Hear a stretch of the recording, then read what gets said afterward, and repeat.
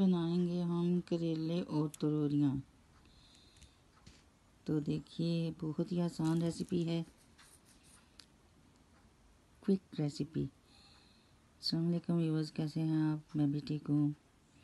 मसाला जात तो उतने ही हैं, वही हैं सब, लेकिन आज मेरी रेसिपी ये है कि मैं करेले और सब्ज़ तोरियाँ बना रही हूँ।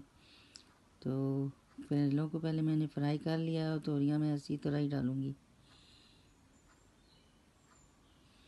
ये तोरियाँ जो है देसी तोरियाँ नहीं है, दूसरी हैं।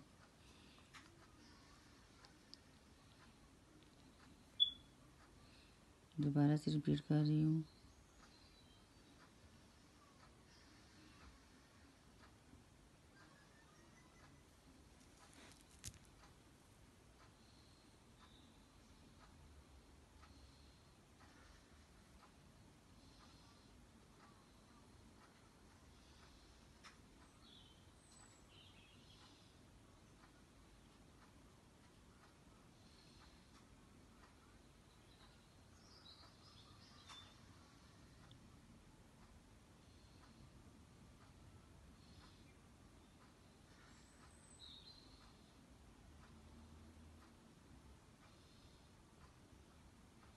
तो जी लेते हैं आपसे इजाज़त।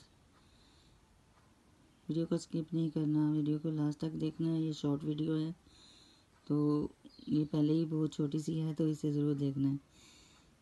अल्लाह हाफिज़, लव यू ऑल, बाय।